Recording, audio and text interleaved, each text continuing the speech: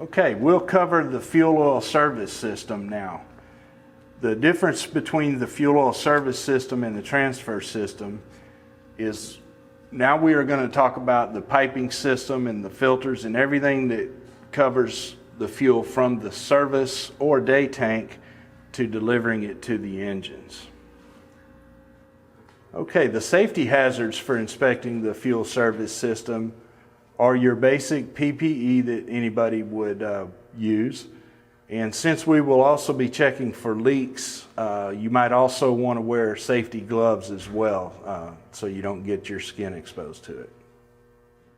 Okay, for this vessel's service or day tank, here's the filling line with the filling valve that comes directly from the fuel transfer system.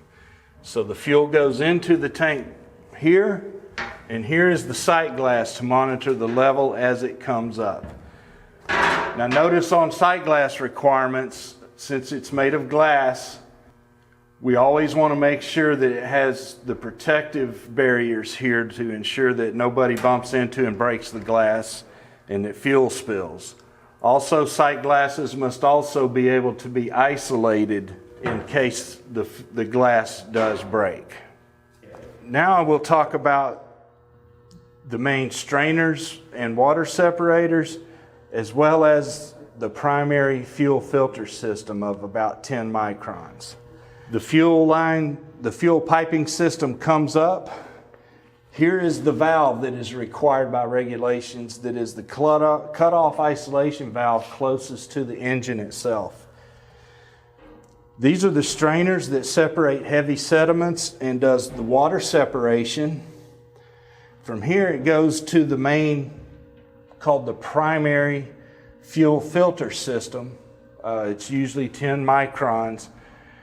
And then from there, it will go over to the engine from this valve, the cutoff valve we spoke of, through this flexible non-metallic hose.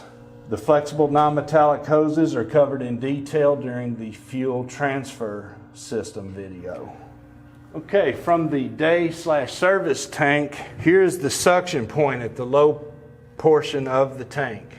This is the valve closest to the tank and the valve that can be closed remotely in an emergency should the need to close it to isolate a fuel source during a fire.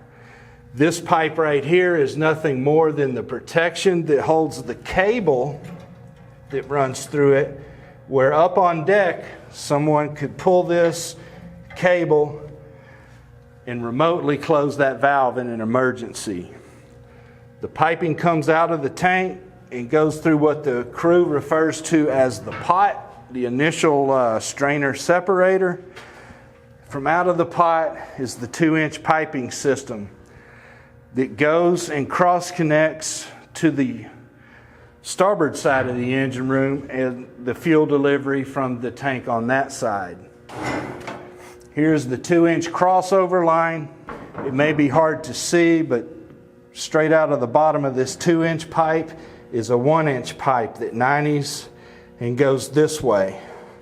From here, it goes towards the aft end of the engine, under the engine, and comes up over at the primary and fuel filters and coalescers strainers that we just showed earlier. One of the tests we may have to do is to verify power-operated valve configurations on other fuel oil service and transfer systems.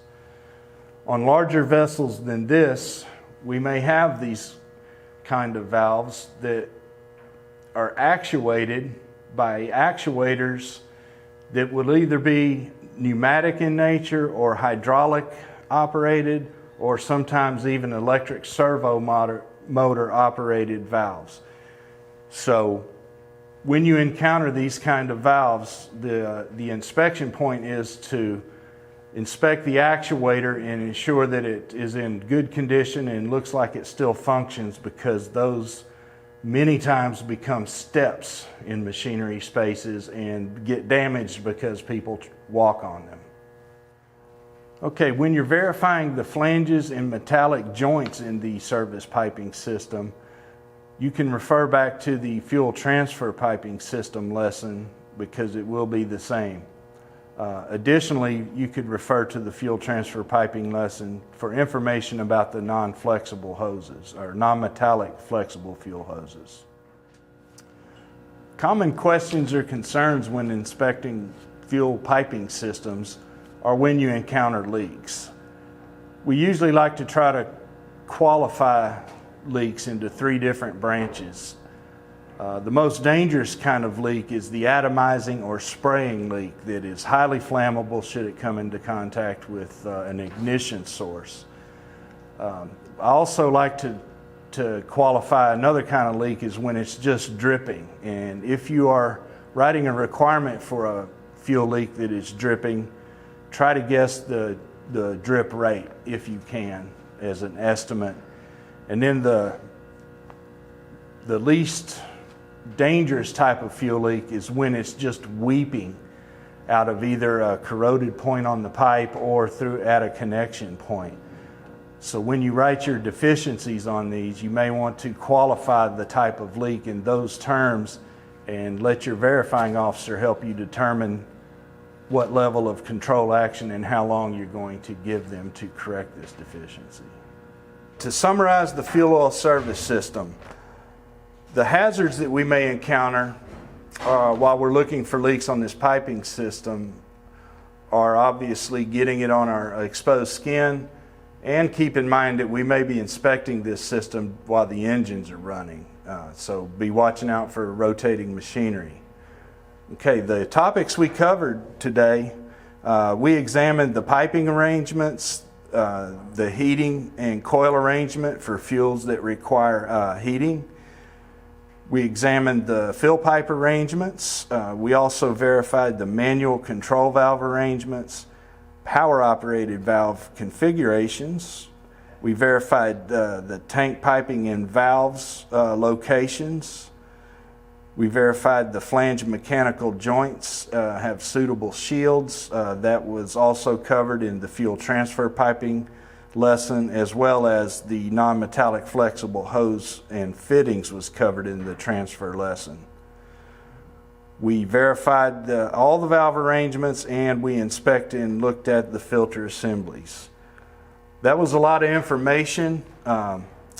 So if in the future you have questions or you want to need help in drafting the deficiencies, contact the verifying officer at your local unit.